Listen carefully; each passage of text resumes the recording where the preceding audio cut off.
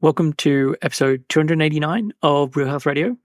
You can find the show notes and the links talked about as part of this episode at 7, so the word all spelled out, SEVEN health.com/289. Hey everyone, welcome back to another episode of Real Health Radio. I'm your host, Chris Sandel. I'm a nutritionist and a coach, and I help clients to fully recover. So I'm recording this on Friday the 9th. So yesterday was the first day of my 3-part live training, and it was incredible. It was amazing to see so many people on the call. There was so much interaction. I'd set aside time at the end to do Q&A, and I could only do the tiniest of a fraction of the questions. So I'm definitely going to have to do a bonus Q&A call or something so that people's questions get answered. But it was just such a great start to this training. If you have no idea what I'm talking about, I'm currently hosting a free 3-part live training series. It's called How to Fully Recover from an Eating Disorder. I did a similar training back in September of last year, and the feedback was incredible. I got lots of lovely emails. I'll share a couple of things that I got from people as part of this last time. So they said, I've had an eating disorder for almost 3 decades at this point, and I found your information more helpful than an entire treatment stay. Another said, thank you so much for caring enough to offer your time and energy to helping others. Another, I wanted to thank you for providing this very, very helpful information and sharing your approach to reaching full recovery. I'd like you to know that I would have paid for this training. This is how valuable it was. And then the final one is, I want to thank you for taking your time to create these 3 trainings. They're probably the most helpful 5.5 hours I've ever had in my recovery, and I've been at this nearly 3 decades. After many inpatient, residential, PHP, and IOP stays, this is invaluable information that is tangible, doable, and understandable. I've never met someone to have such an insight into eating disorders that hasn't had one themselves. Thank you again. I really appreciate you. So the training last time and yesterday really resonated with people, and from the comments you can hear how valuable it is. So if you would like to be part of it, you can go to the show notes, which is 7-health.com/289, and you can click there to register. There's a link there that you can click on to register. And when you register, you'll be sent the link to the replay of yesterday's call. So you can watch that replay, and then you can make the other calls live, or if you're unable to make them live, you'll get the replay sent to you. And it's because of this live training that I'm putting out some extra episodes of the podcast right now. So there will be a few each week rather than just one. And today's episode, this is one of these kind of bonus episodes. It's not going to be a long one, but it was something that came up recently with a client. And it's actually a conversation I've had many times. And so I thought it would make sense to talk about it on here. And what had happened with this client was that there had been a small change in terms of what they were eating, in terms of an increase, or they believed that there'd been this small increase in terms of what were eating, but there had been a change in terms of their weight. And they hadn't got on a scale, so they didn't know what that change would be or had been. They couldn't know for sure whether that had really changed or what was going on. But there was this feeling of, I've had this change in my weight and I've only changed what I'm eating in some fairly small way. And so the extension of that is, and the fear that then comes up connected to this is, if I've started to gain weight and I think it's noticeable, and I've only changed a really tiny amount in terms of my eating, what's going to happen if I start to make even bigger changes? And this is then the fear that then runs away with people, and is so often what puts the brakes on recovery really before it even gets started. And it's this, I made some small change, I had some fear or some feeling that I've gained some weight, and then I've had to put the brakes on. I can't do this. And so I want to talk a little bit about this. And so there's a couple of things I want to mention with this. So the one is, as I said, this person hasn't weighed themselves, so I'm not sure what has truly happened with their body and in terms of their weight gain. But I know with many other people, there's a lot of dysmorphia in terms of the perception connected to this. And so I've had this happen in the past where people had been so certain that they've gained weight, and then when they've got on the scale, their weight hasn't actually gone up. And so there can be this piece connected to it.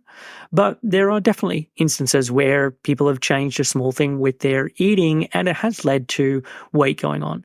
And again, in the whole scheme of things, it is normally a fairly small amount of weight. I guess these things are all relative. What I think of as a small amount of weight and what the person standing on the scale may think of as a small amount of weight are very different ideas. And for that person, something that feels inconsequential from my perspective and feels very much within the realm of normal daily fluctuations for someone else can feel like a really big deal.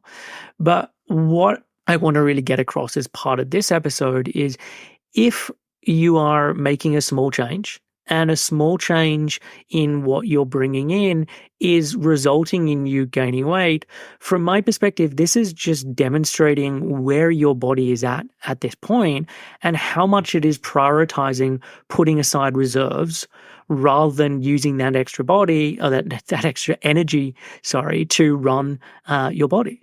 And in fact, there's been instances with clients, and this has been reasons why people have reached out to start working together, where they didn't actually increase anything with their eating. They hadn't changed anything with their eating. They hadn't changed anything in terms of their movement or exercise, and they started to have their weight increase. And so they hadn't changed anything, but their body was now, in a sense, choosing to use less of what is coming in and putting more to the side. And this makes sense when your body is in a starved state, when it's not getting everything it needs, and this has been going on for a really long time. Your body becomes incredibly conservative. It has to triage what it is going to be spending its limited energy on. And so it turns off or turns down so many different functions. And you can get to a point where it is only really using and running and doing the most absolute bare minimum just to keep you going. And there can be points where it's like, I'm not sure there's going to be enough coming in over this next week or month or year or whatever it is. So I need to be even more conservative. And this is where you can be in a situation where nothing has changed, but your body has started to put on some weight. And what I want to get across is that this is an adaptation. This is an adaptation that your body is doing to try and keep you alive. And what the body truly wants to do is it wants to be able to heal. It wants to have enough energy come in so that it has enough to meet its day-to-day demands.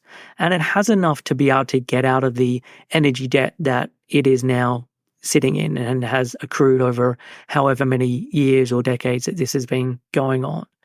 And so what often happens is there is this feeling and this fear of, if I've made some small change and this is what's happened in terms of my weight, if I make a bigger change, my weight is going to go off exponentially from here. And in the beginning, your body is very much going to be prioritizing whatever extra energy is coming in is going to be put aside as reserves because it's not used to having more energy come in, and it doesn't want to spend that because it doesn't know what's going to happen tomorrow or next week. And I also want to just be careful here. Like when I say extra energy, I'm not talking about extra than what your body truly means. I just mean more than has been coming in before. Because I think what can happen is people can get to this stage where their body has turned so many things down that it feels like this is all my body truly needs to survive on. That I'm weight steady even though I'm eating a small amount of food, and so this must tell me this is what my body really needs. And the reality is very different to that. The reality is your body has adapted to that amount of energy because there wasn't any more coming in. There wasn't any more that was available to run more of the systems and the processes that need to happen. And so it's had to turn everything down. And so what happens in the beginning is, yes, there is more of a prioritizing storing this. And this is often stored as fat. It's often stored around the abdomen because that's really important for where the internal organs are and really preserving and protecting the body. But with time, as you start to eat more food, the body starts to realize, okay, we are getting more more energy coming in consistently. And it looks around and sees we have so much here that we need to repair. So we're going to start to put some of that energy into doing that repair work. And as this then continues on, as you're having more energy coming in and you're doing it for a longer and more consistent amount of time, your body now doesn't have to be in that same conservation mode. It can start to do the repair. And with time, it then starts to spend more and more of that reserves and more of that energy on doing all the things that your body can heal. So repairing the tissues, repairing bone, repairing your different organs, rewiring the brain, making all the changes that we need to see a full recovery. And so I want to just say, because I think this is a fear that comes up so often and happens so often because people are typically making pretty small changes to start with. There's all this fear around, I don't want to make a big change. I don't want to have my weight change rapidly. I need to, in a sense, like really just dip my toe in. And then I do this and this is the result that happens. And it just kind of stops people in their tracks. And I also want to say that I've had the opposite of this happen in terms of someone has, instead of increasing their eating by a small amount, they've decided, like, I'm going to just rapidly increase what I'm doing. I'm going to bring in a lot of extra food. I want this to be done as quickly as possible. And they've rapidly increased their intake.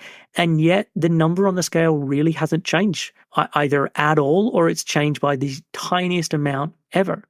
And what often happens, if I was to offer this as an option to someone before we started, nearly everyone I speak to would put their hand up and say, I want this. I want to be able to eat totally freely, have all of this extra food come in and really not have any number on the scale budge. But what people who've gone through this experience realize is this is not really the golden ticket that you think it would be, because you are now in a situation where I'm eating a lot more food. My weight really isn't budging, but I still have the same worries and fears that are going on. I'm just now eating a lot more. And I now have the fear that I have to eat even more than I'm currently eating. And the reality with eating disorders is the fear is actually about the unknown. The fear is like, I don't know where this is going to end up, especially in terms of the recovery process. So I don't know where my weight's going to end up. I don't know how much food I'm going to have to be eating as part of this. I don't know how long this is going to go on for. And so slow weight gain isn't necessarily easier, because if that's happening, you still have this same fear of where will this end up.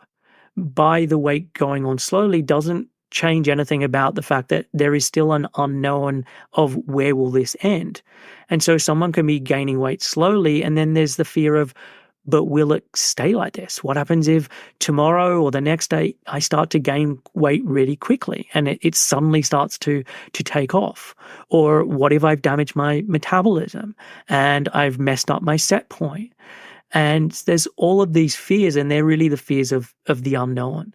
And so I'm just saying all this because I think often there is this feeling of, if I got to write how I could create the best recovery experience, I would do these things. And so often I've had clients who've experienced those things and it wasn't as good as you thought it may be. There's still this fear of the unknown and fear of how is this all going to end up. And so I want to just kind of end this by saying a nourished body acts very differently to a depleted one. And so in the beginning, yeah, your body is going to be prioritizing gaining weight over repair, but that does change. And it does change because your body wants to heal. And so when you're able to give it more food and you're able to do that consistently, you're able to give it more rest, it will heal. And then you get to a place where you're in a nourished body, and a nourished body behaves and acts very differently. And the final thing I'll say is your body is not a calculator. It is a living, breathing organism. And so it's not something where it is this perfect math where if I add in this amount of calories, I'm going to have this amount of weight gain and it's going to go on in this fashion. That is just not how bodies work. And so I hope that this was helpful. to hear. If you're someone who has had this experience of, I made a little change and I saw my weight go up and this has kind of stopped me in my tracks, this hopefully is an explanation for why that has occurred. And it doesn't mean anything in terms of the fact that your weight is going to go off exponentially. I never know where someone's weight is going to end up. And that is one of the challenges in terms of eating disorder recovery. But what I always know is that people's lives fundamentally and drastically improve when they're no longer living with an eating disorder. So that is it for this week's episode. As I mentioned at the top, I'm currently doing the free 3-part live training series. And if you would like to register for that, if you go to the show notes, so 7-health.com/289, you'll be able to click on the link and register for that. So I will see you in the next episode.